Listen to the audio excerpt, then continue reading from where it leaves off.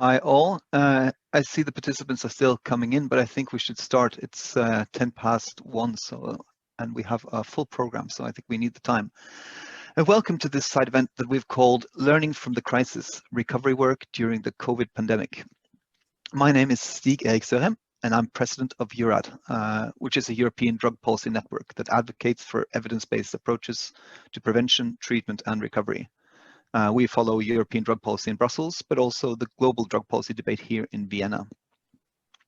First of all, I want to thank our co-organizers, the World Federation Against Drugs, San Patrignano, and the Green Crescent, as well as our speakers for being with us here today. And also thanks to all the participants for the interest they've shown in our side event. When we met at the Commission on Narcotic Drugs in March last year, we knew something was happening, but I don't think any of us realized what 2020 would bring. We have all been affected by the pandemic, but some more than others. People in recovery are vulnerable to the disruption of services, social networks, and peer groups that support them in their recovery process. NGOs and services that work in the field of recovery and rehabilitation have had to adapt to the new situation. This has been a challenge, of course, but it has also been an opportunity for learning and evolving. And in this side event, we wanted to highlight what the challenges were, how NGOs adapted to the new situation, and what they have learned that they can bring with them into the future.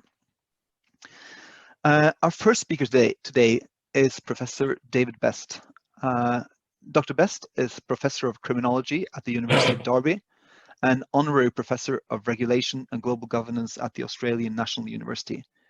He is an expert in the field of addiction recovery and has written more than 200 peer-reviewed articles on this and related topics. He is particularly interested in pathways to recovery and recovery capital. And today he will talk to us about recovery capital in a digital world. The floor is yours, David. Wonderful. Thank you so much, Stig Erik. It's a pleasure to be here today. I'm delighted to have been invited. Regina, perfect. Sorry, Cressida, thank you for starting my screen sharing. And so my slides appear, which makes life much easier. And for those of you who are not used to doing this kind of presentation, one of the things that you always experience is that sense of anxiety and panic before you see your first slide appearing. And now that it's here, I am delighted to get started. So look, I've been in a very privileged position, I guess, that I've been overseeing a research study about European recovery pathways over the course of the last 3 years. And that's one of two things I'm going to talk about. So this is a study that has started in 2019, at the start, no, 2018, and is still going on now. And so it's allowed us to look at the period pre-pandemic and post-pandemic. So I'm going to say a little bit about that and what that's allowed us to understand. And the second thing that I'm going to talk about is something that we've started in the UK called the College of Lived Experience Recovery Organisations, which is really about how some of those lessons about virtual work have allowed us to develop something to strengthen the recovery movement and the recovery field. But I'm going to start with our RecPath study. So Cressida, can we go to the next slide? Fabulous. So look, this was a study that we got funding from the ERINID research grant to do a follow-up study of people in Scotland, England, Belgium, and the Netherlands. It started with a life and recovery survey, and I'm absolutely delighted that the Recovered Users Network RUN have contributed significantly to giving us a large European sample of over 1,300 people. But specifically, for the outcome study component, we recruited 313 people who we successfully followed up a year later, all of them pre-pandemic. And what we found was that there were a couple of really interesting things in following people over a year. So we recruited people all in recovery from drugs, so no alcohol only. And we allowed people to be at whatever stage of the recovery journey they wanted. And we also allowed people to self-define recovery. So it included a small number of people who said they were recovered, an even smaller number of people who said they were in medication-assisted recovery, and by far the majority of people who described themselves as being in recovery. Over the course of our 1 year, so this is prospective data, and I think is the first prospective European study, what we found was that 10% of our sample lapsed or relapsed to illicit drug use at some point pre-pandemic. The rate was slightly higher for males than for females, so 14% of males relapsed in this period compared to 8.2% of females. But what is crucial and what is entirely consistent with the existing evidence base is that for people who were defined as being in stable recovery at the start, in other words, they had 5 years or more of continuous sobriety, only 1.5% relapsed. And that's actually a lower figure than previous long-term outcome studies have reported for relapse rates.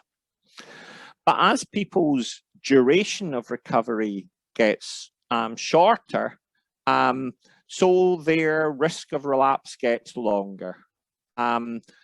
With people in sustained recovery, so that's people between 1 and 5 years into recovery at the start of their recovery journey, 17.6% of people relapsed.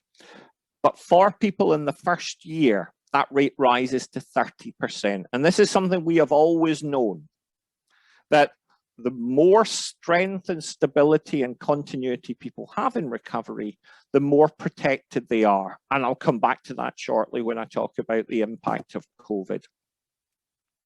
For people long-term in long-term established recovery, their resilience is high, their coping skills are high, and their likelihood of relapse is low. And the other thing that we found that will surprise nobody in this call, and as far as I'm aware, there's only one previous US study by Fiorentini that's ever shown this, is that most of our participants had engaged in multiple different support help seeking mechanisms. And what we have showed is that people who engaged in both specialist treatment and in peer-based recovery support services did better than people who engaged in only one of those things. In other words, peer-based recovery support services add something fundamental, and particularly in terms of quality of life, social functioning, lower justice involvement, and less unmet needs. There is a strong association with peer-based recovery support. And this is a very powerful vindication, in my view, of the importance of community recovery way beyond the point of specialist treatment. Next slide, please, Cressida. Right. Okay. Now, we were very fortunate that the UK Economic and Social Research Council, at the end of this study, actually said, put out a call for further research that looked at the effect of COVID and lockdown and things. So we were lucky to get a grant to continue the research and effectively study the same population into the course of the first year of lockdown and COVID. The data collection is still going on, although we have now recruited nearly 300 people. There is going to be a significantly higher relapse rate. And at the moment, we're looking at something like 3 times higher a relapse rate than there was in the first year. So effectively, we have a natural experiment. We have one group of people who we look at, we have the same group of people who we look at pre-COVID, and then we look at them again post-COVID. And our initial estimations are that the rates of relapse will approximately have trebled. But even where there are not relapses to illicit drug use, and that's typically in the same group of people who have long-term recovery, good recovery resources, and stability, we are seeing elevated rates of alcohol consumption and significant psychological distress. So it's important to say that we should not regard the impact of COVID and lockdown as exclusively being about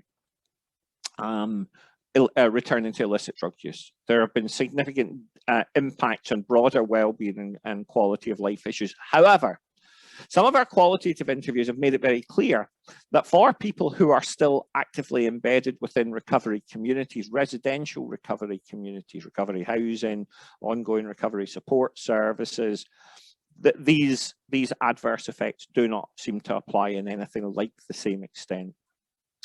Now, I probably have taken longer than you would have wished for me to go on to the question of what does it mean about the changing world of support? Well, for me, there's an old-fashioned thing that we've always known about attendance of recovery meetings, which is sitting at the back of the room and only been there for the duration of the meeting does not predict particularly good outcomes. And in fact, in studies of AA and NA, we stopped in the 90s measuring attendance because it was a weak predictor and started measuring engagement. And one of the things we have reported is there is both a plus and a minus on the transition to online recovery communities. Suddenly the world is open up to people. They don't have to find a local AA or NA meeting. So it's great for people with childcare commitments who live in rural areas, who are worried about stigma, but there is a downside to this. And that downside was described by one of our qualitative interviewees as support without fellowship. In other words, it is possible to get support, but the depth and intensity of the support isn't anything like the same. And for me, this reflects very much the experience that what people are looking for isn't just about the mechanics of a meeting. It's about the coffees afterwards, the social support. And I think one of the challenges about this has been that it doesn't give people the same opportunity to generate a social identity or a strong set of belonging. If people are interested in the ongoing work on this, the new study has its own website, which I've got put on there, www.recpath.org. Next slide, please, Cressida. Perfect. As I say, people are now much more aware of meetings and online supports available across the world. But the big issue is the difference between attendance and engagement. And for me, one of the huge challenges about this is the absence of 12th step in this activity, that there is much, much less opportunity. And I think one of the challenges for us is to be much more creative about how people manage that giving back process. And I fear one of the challenges is to ensure that people don't regard mutual aid involvement and recovery group involvement as a tick box exercise that you do for an hour and then you can move on. That those vital elements are about social identity, engagement, social interaction, and all of the impacts they have on both social capital and community capital that are not impossible, but that are much, much harder to recreate in the online space. Now, this is a study that's ongoing. We would hope that we will, oh, sorry, somebody's just said, could we share the website again? So yeah, I'm guessing, Regina, Cressida, can we pop the website into the chat? Yeah, so this work is ongoing. There will be significant more papers and research studies coming out of this. This is a huge database. And one of the things we are delighted is that we've got a database that should be accessible and available for other people.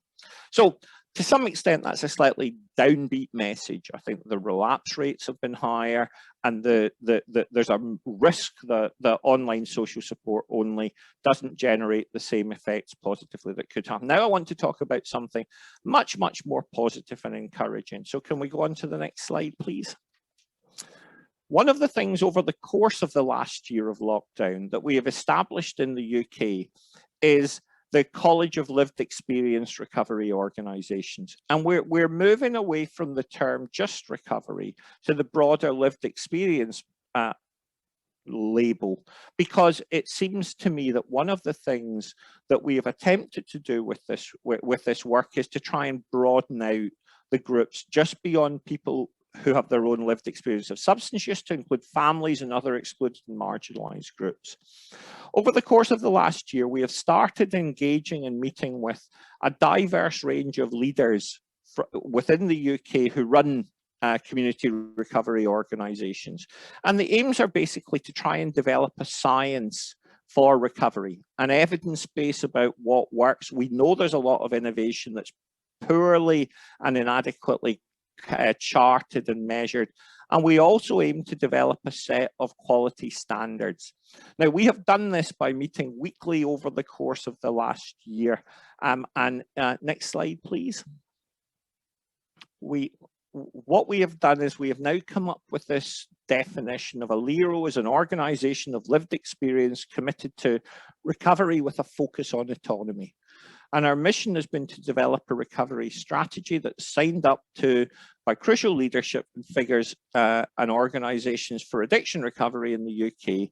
The focus will be on lived experience recovery organizations that has the idea of active citizenship at its core.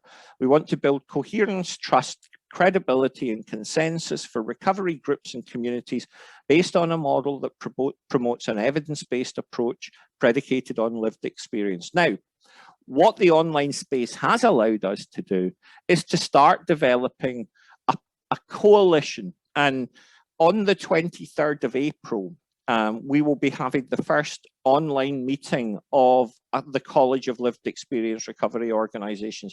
And I'm delighted to say we have over 30 UK recovery organisations signed up to this. And there are a further 40 or 50 individuals who are going to be supporters of this movement.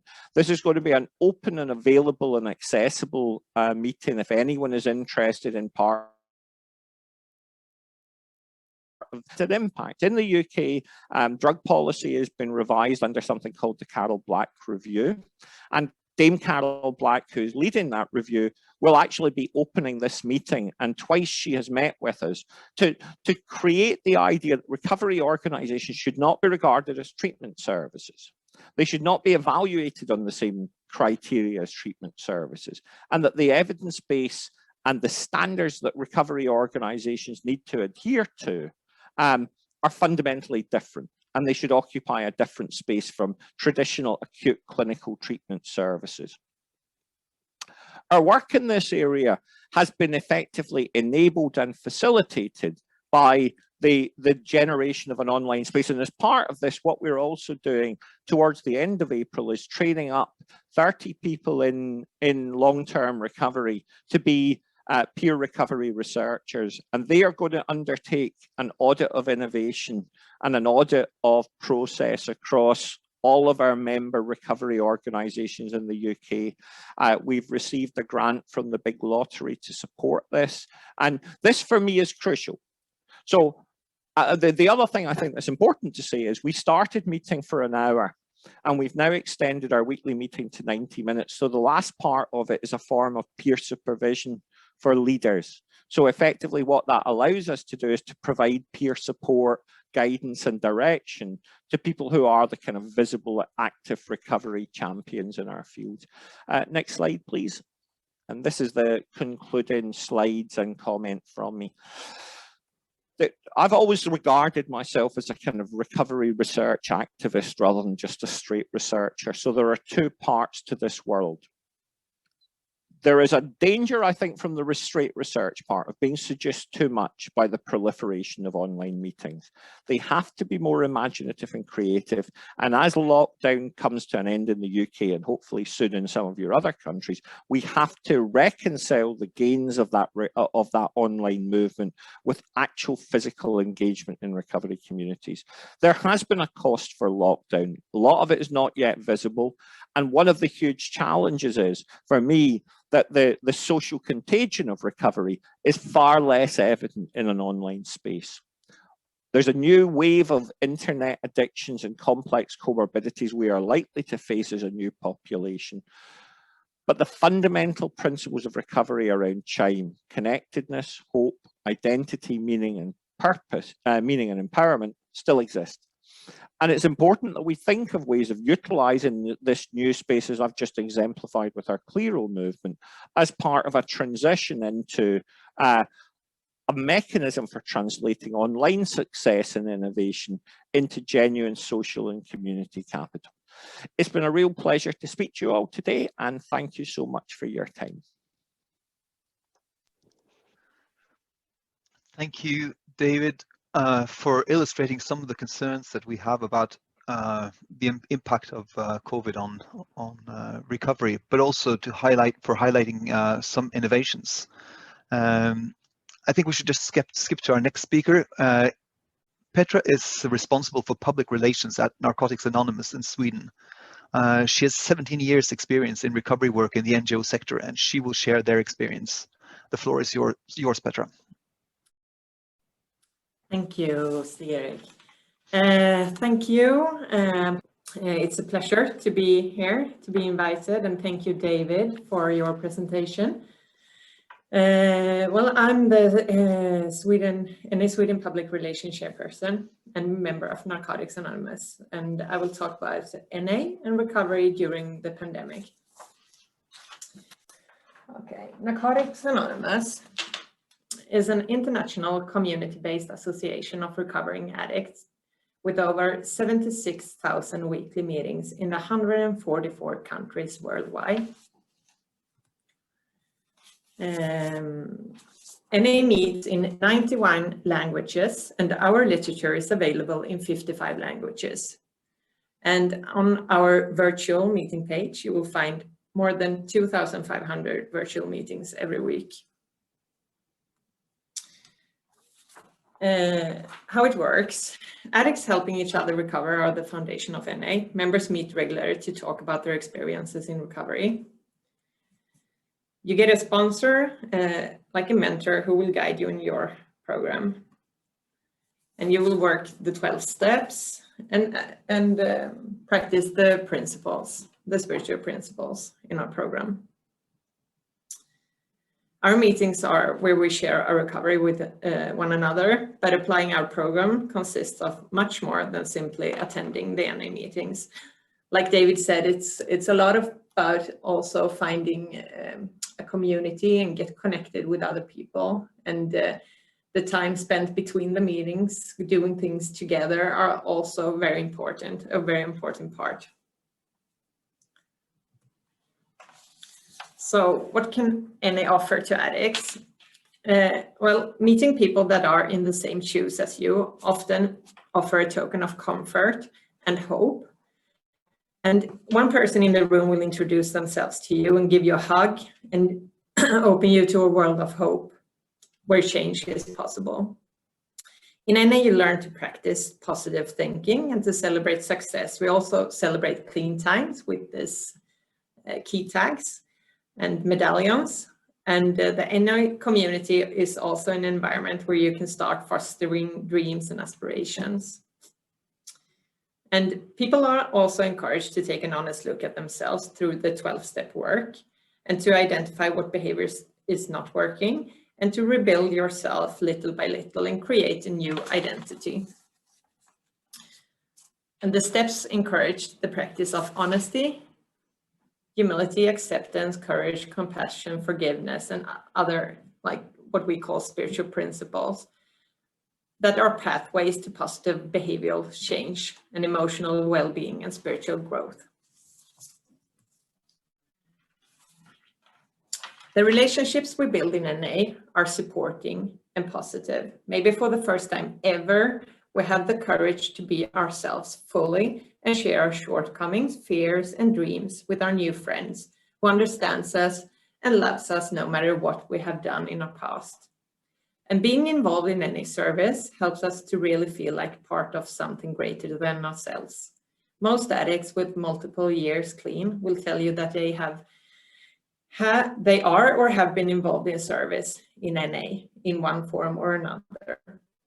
That can be like opening a meeting, doing coffee, doing presentations, being a sponsor, and a lot of different things, ways of volunteering.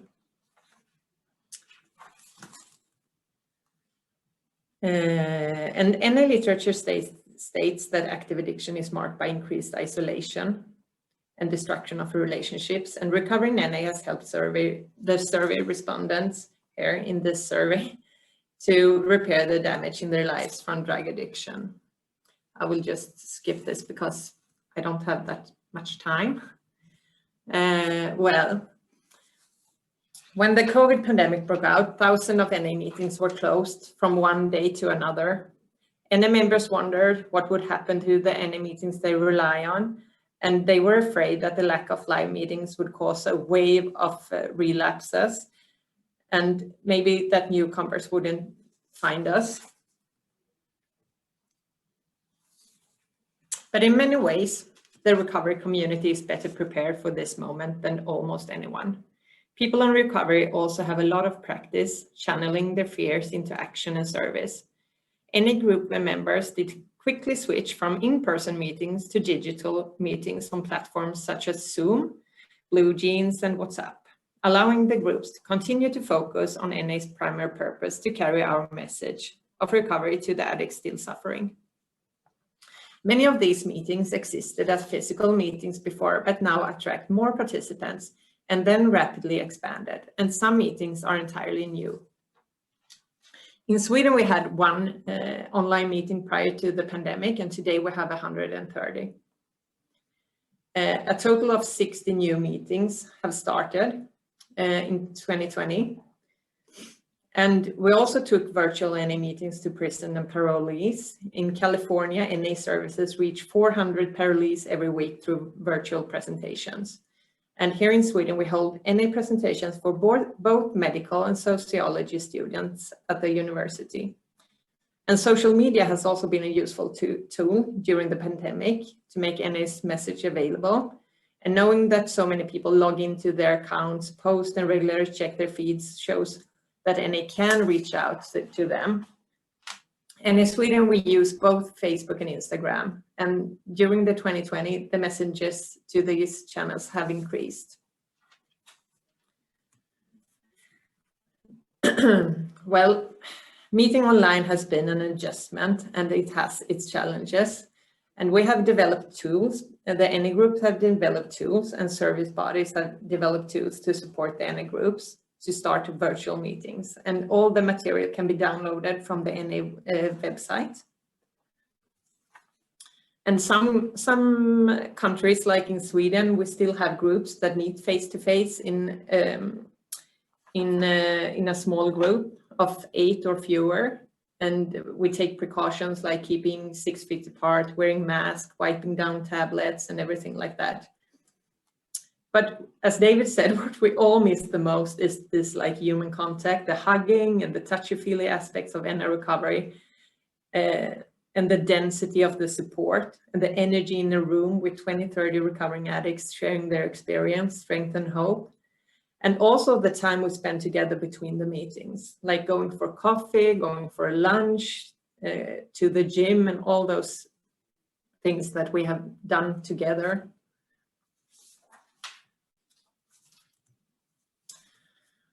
But we have learned a lot about the strength of our community from this crisis. With an online global network of groups available 24/7, it's convenient for recovering addicts to make 90 meetings in 90 days, as often recommended to newer members.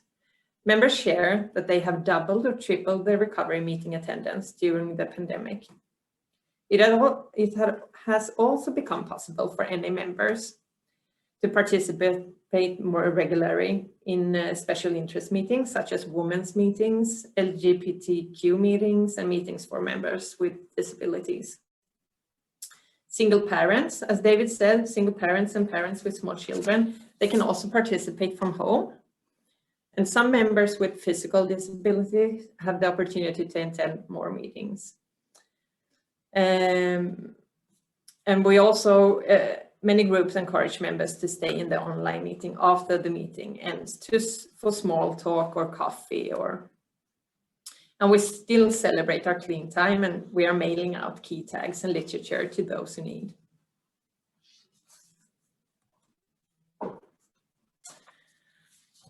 Okay, we have some quotes here, and the first is from Laurencio in Romania, and the Romania Fellowship is quite new, and it's one of our smallest. For many years, there were only 2 members there.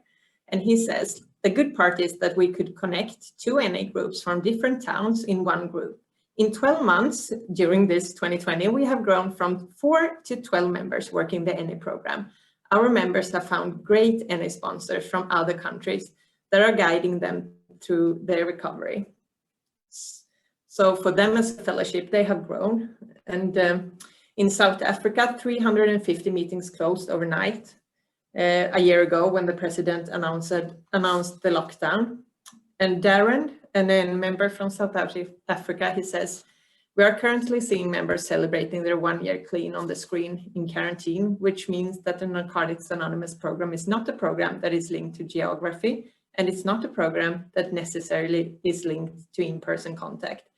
What have shown is that through the technology of the internet, our members have been able to get clean, lose the compulsion to use, and are enjoying a new way of life. Quite incredible, really. And Upi from Finland, she says, there's been a lot of newcomers, and I think attending online made it easier for some to come and check out what NA is all about. Okay, that brings me to the end of my presentation. So to summarize my main points, Narcotics Anonymous is a reliable community resource even during the COVID-19 pandemic. And addicts do find recovery through online meetings, social media, and digital presentations. And NA members have shown great service commitment also, and ability to coordinate efforts to spread our message of recovery. But we all do long to see each other face to face again and feel the atmosphere of recovery in our NA meetings and conventions. Thank you, and feel free to contact us if you have any questions or if you want us to hold a presentation for your organization. Thank you very much.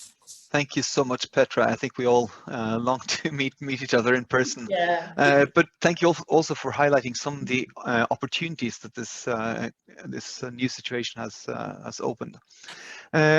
Our third speaker today is Huseiyn Djemil, is founder and director of Towards Recovery, which is a social enterprise in the UK that provides a variety of recovery-oriented events and services to help people initiate recovery, sustain recovery, and integrate in the community. Huseiyn underwent rehabilitation for drug use in 1986 and has worked for 25 years in the criminal justice, substance use treatment, and social care sectors. The title of his intervention is Small Changes, Big Impact, Adaptability as the New Normal. The floor is yours, Huseiyn. Thank you. I'm just going to try and share my screen. It's not, right, let's just give us 2 seconds to get back to the actual screen. Let's hit zoom. Okay, share screen.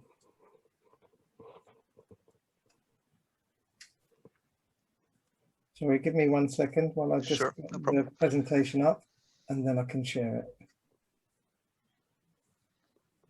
It worked so well during practice. Yeah, it did. Give me 1 second. Sure. Right. Okay.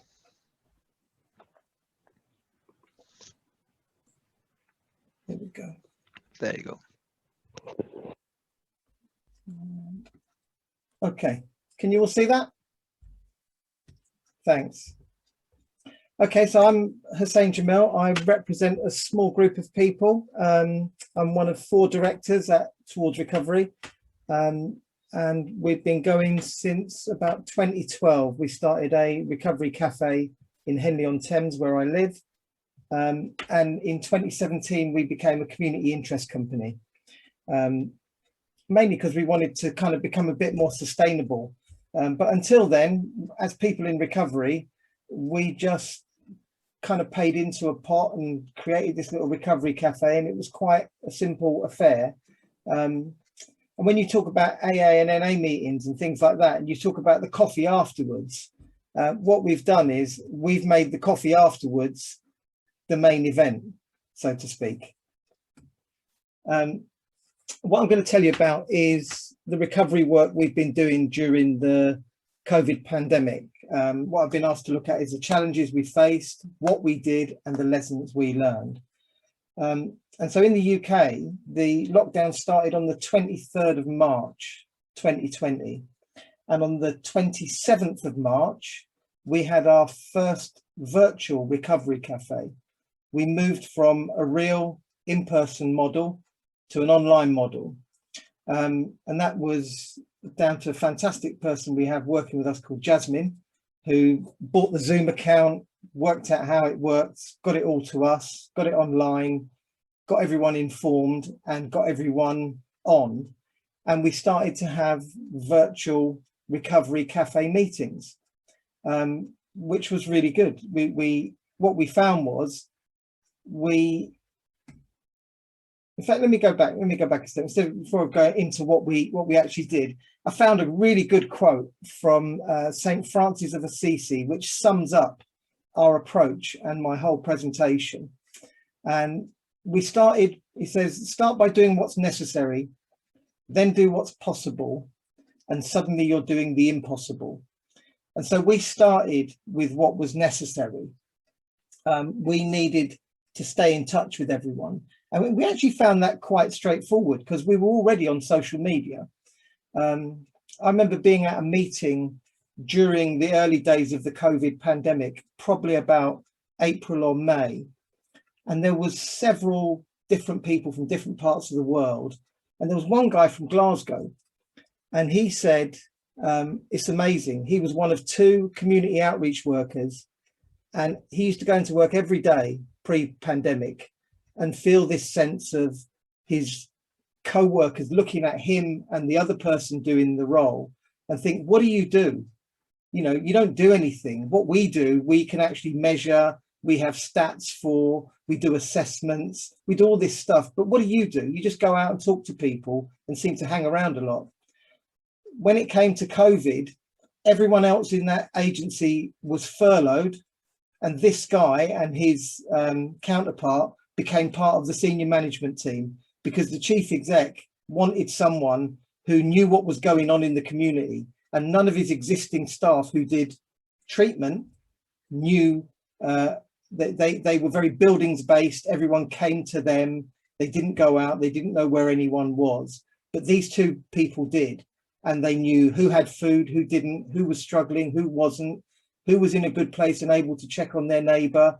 So they became the sort of, they went from being the bottom of the organisation to being really important. And I think that really looks at the change that we needed to go through. Let me tell you a little bit quickly about us in that, yeah, we help people to initiate recovery, sustain it, and integrate into a community.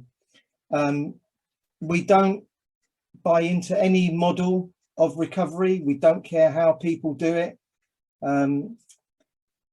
We don't even talk to them in terms of addiction. Our mantra is, you're okay. Even in active addiction, even in difficulty, even when everyone's kind of pointing their finger at you, our starting point is you're okay. And we want to connect with you and we want to journey with you. And however you find to initiate recovery, we want to include you in our community. We want to help you find ways to sustain recovery. And we do that mainly by the kind of contagion model. We just get together and we meet in cafe format. We have events, we run sort of time limited groups. So we do odd stuff, like we've done a comedy course using comedy as part of recovery, doing it properly. You know, we booked the comedy school from London to come up to Oxford.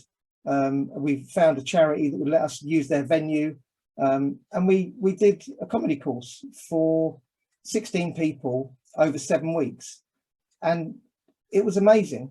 You know, we had some people who would say, I don't know, everyone tells me to check my behavior and to behave myself, but I come on this comedy course and you're telling me I can't do anything wrong, any behavior's fine, and suddenly they're disarmed and just getting involved in what we're doing.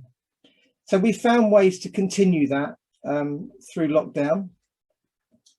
The reason, what we look at is recovery being, our expectations are often that recovery should be linear. I moved from addiction into recovery. I developed my recovery. But the reality is it's very messy, and people go backwards and forwards through recovery. And we also see that in services. Services are organised along that kind of linear path. They have specifications, they often have contracts and targets. They are managed and monitored by those that commission them. And I've worked in that world. I'm someone in recovery, but I'm also someone who works in the recovery field. So the other side of my role is outside of Towards Recovery. I run something called Green Apple Consulting, and I kind of get hired by different organisations to help commission a service or review a treatment economy, or do all sorts of things. Sometimes it might be with a service, sometimes it's with the police force or the prison service, looking at the supply side as well as the reduction side. But we acknowledge that recovery can be a bit messy and life can be messy. And what we don't do is try and force people into a model. So we just try and adapt to where they're at. And we did that with the cafe, and we do that in a virtual space as well.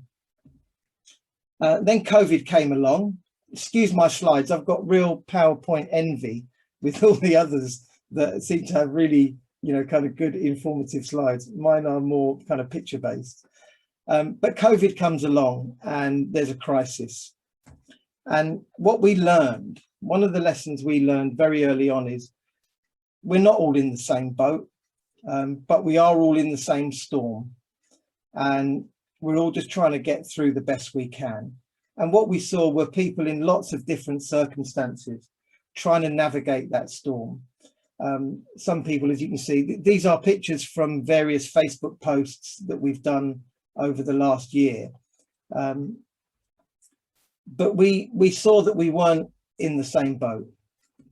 And one of the things we did, I live in Henley, and every now and then, you know, it rains a bit too much and the river level rises. And there's a picture here of two jetties in Henley. This is down near Hobbs Boatyard. And on the left-hand picture, as I look at it, you can see that the water level has risen to the point where the jetty is overwhelmed. There's water above it. But the one on the left, if you look further along, there's a jetty that's above the water. And that's a jetty that sits on floats. The one on the right is fixed. The one on the left is adaptable. It sits on floats and it rises with the water. And as a result, all the boats rise with it.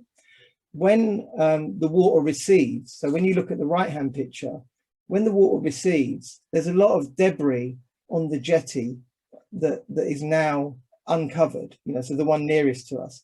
And what we find is, if we're not adaptable, we become overwhelmed, and then the overwhelm has a cost as well. So we then have a period of cleanup where we have to sort of organise sorting ourselves out again. And what we've tried to do is to have an adaptable as we can approach to life, to recovery, and to the work that we do with people, so that we can stay on top of the water and not become overwhelmed, as it were. We can still be there for people. We try to work out a model. Again, these are all a little bit homespun, but when we look at the kind of whatever the norm is, you know, what life was like before the rain overwhelmed us. If we look at the norm, crisis comes along and we have some choices. We can panic, we can hide, we can conform, we can cheat. We could have added hoard to that. We saw some people hoarding. I work with a few charities, and some of the stuff that I've seen by some of the services, they've kind of withdrawn from their client base, and effectively they're either panicking, hiding, or cheating. They're sort of pretending that everything's going to get back to normal. What we did was we looked at a model that kind of forced us to innovate and said, well, what can we still do? What's necessary and what's possible? The proactive stance we took was to lean into our relationships, to talk to those that we're in touch with, to try and stay aware, stay alert, and find out what's going on so that we can convey good information to people. And what we found was that put us in a leadership position. It created some new opportunities for us, and it took us to what I would term a new normal for us. But it's a perpetual set of crises. The water is always rising and falling, and so we need to constantly be adapting and keeping our eyes on what's going on around us and how the people around us are. What we did, we made our cafe virtual straight away. We increased the frequency of it. We used to meet monthly, now we meet every 2 weeks. We added WhatsApp support. We were already on social media, so we ramped that up. We started something called a Strava Club. I don't know if you've got a Strava app on your phone. If you do any running, David, you might have a Strava app. What you get to do is you can tap record on your phone or on your smart watch and go running, and then that posts your run details on a community. What we found with social media and all the stuff we do is we try to increase the number of touch points with people. That sense of giving back and being involved and being in a community is very difficult when you just use kind of one medium to do that. So we tried several things. So we did some running. People ran wherever they were. We got a guy up in the Wirral.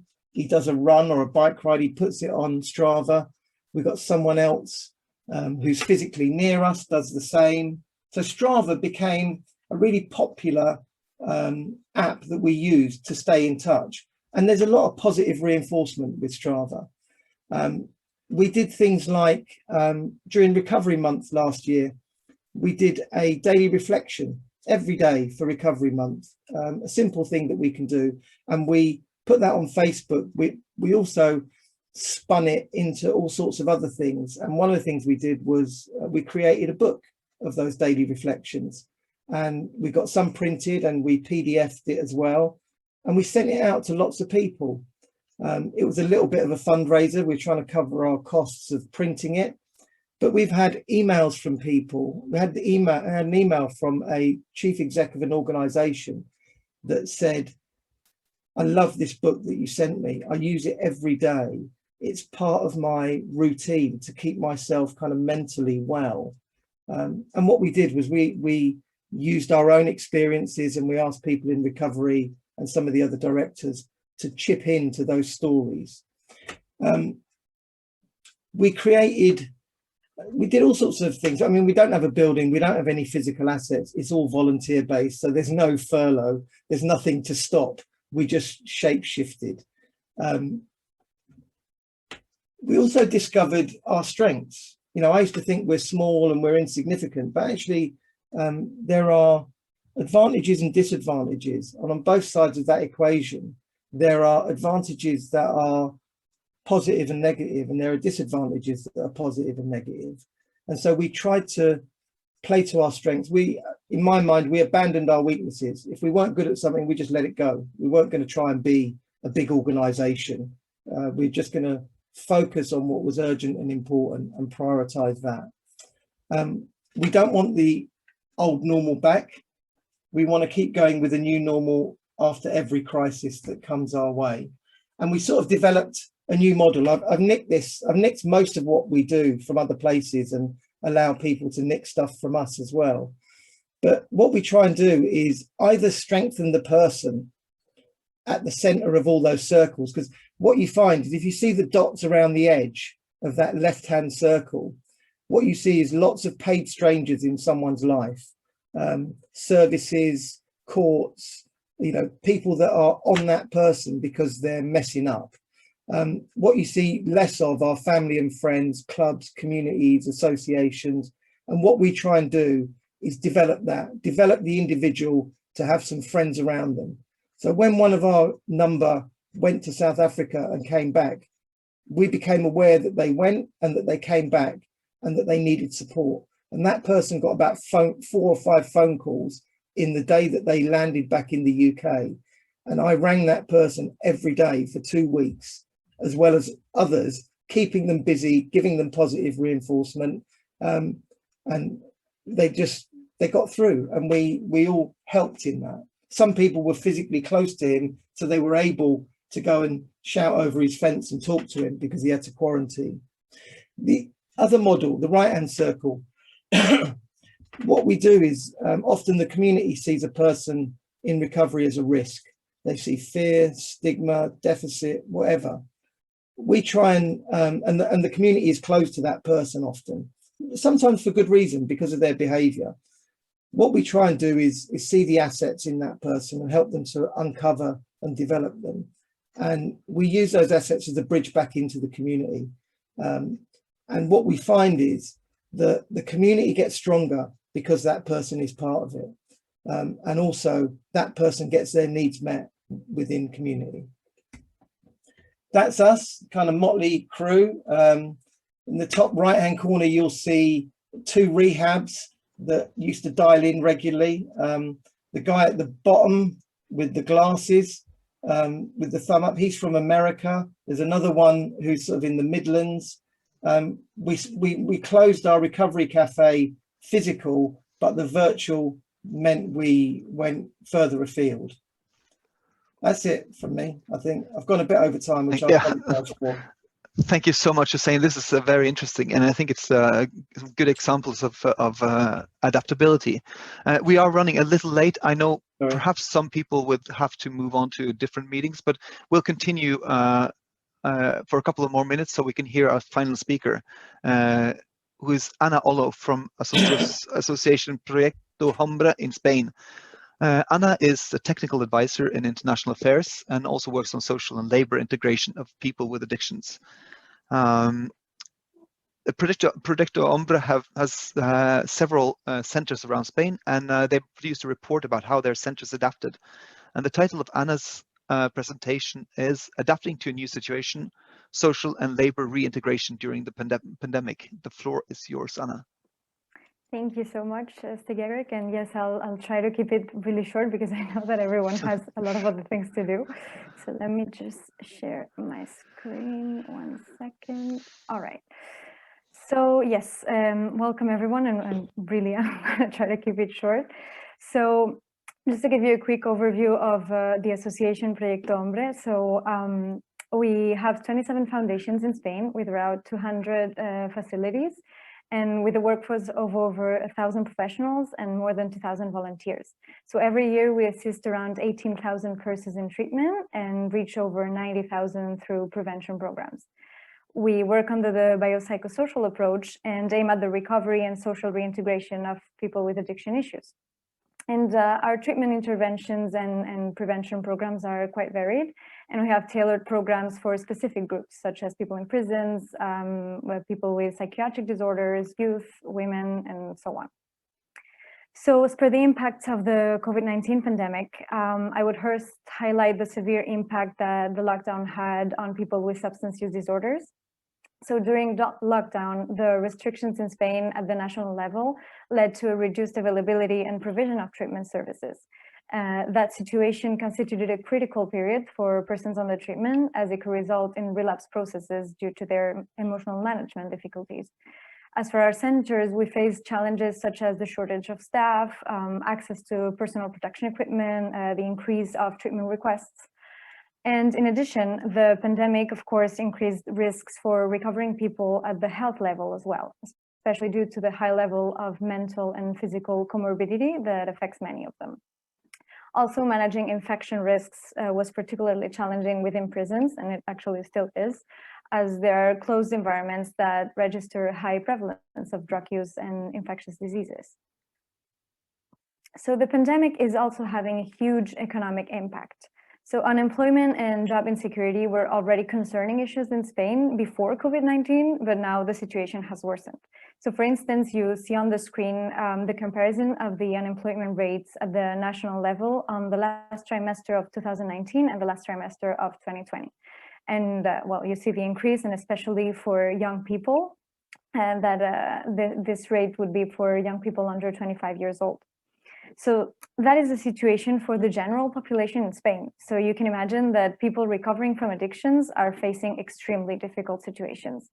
More than half of the persons on the treatment at the Association Proyecto Hombre do not have a job. And if they find one, it's usually unqualified jobs, which lead to more vulnerability in crisis situations.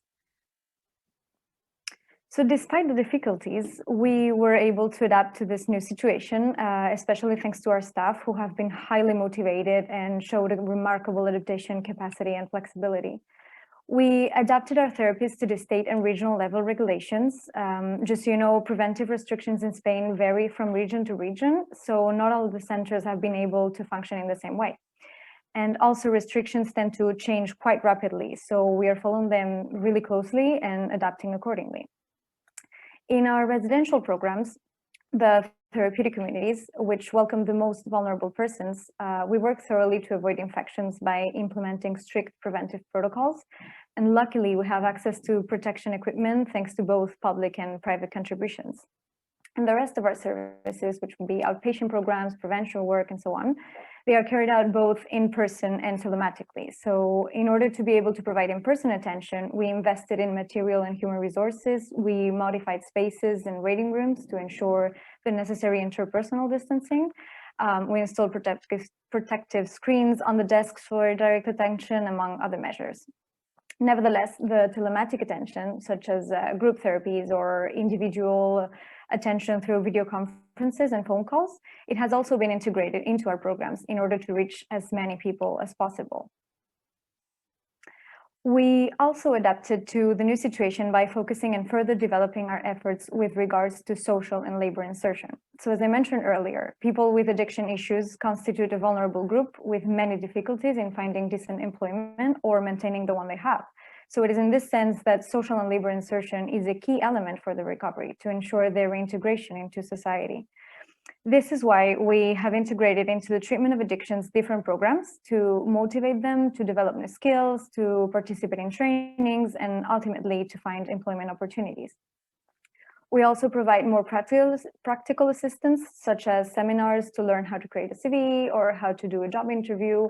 We offer employment orientation and refer potential candidates to insertion companies. And in order to accomplish all of this, we design individualized processes, taking into account consumption profiles, personal traits, and social contexts. So in light of all of this, we are currently implementing several projects specifically focused on this aspect. They all aim at improving the social and occupational integration of people in situation or risk of social exclusion due to addictions. So being aware of time, I will just mention the first one, INSOLA, which is a big 4 years project funded by the European Social Fund. It mainly aims at designing and executing personalized itineraries to improve the employability of persons on the treatment. So its activities are integrated within the treatment programs. We start through motivation towards developing new skills and looking for employment and encouraging to take part in basic education and training opportunities. But we also provide specialized employment orientation and design a personalized insertion plan. So yes, this will be it. Just to sum up really quickly, the COVID-19 pandemic has posed many challenges to our organization and the people we attend. While it gives us the chance to evolve and incorporate technology into our services, we shall not forget that the face-to-face encounter is key for the treatment of addictions, as my previous panelists just mentioned. So we'll also continue to work fiercely to mitigate the negative impact of the crisis and the economic aspects, and we'll of course continue to adapt to whatever comes next. Thank you very much. Thank you so much, Anna, for an excellent presentation. I think there is one hand raised. Are we able to open the floor to participants? Linmar Podador has raised a hand. Should be able to speak now. Talking is, yes, Linmar can speak.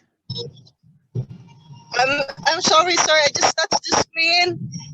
Okay, sorry, okay. I'm sorry. Okay, no problem. Okay, any other questions? I think we are over time, so I think we if there's nothing urgent, then I think we should just round off. Thank you so much to all the panelists, and thank you to all the participants who joined us at this session. I think it's been a very interesting discussion, and I hope we can take this further. And let's hope that we can get back to personal encounters again relatively soon. Thank you so much, and bye-bye. Bye. Thank you. Thank you.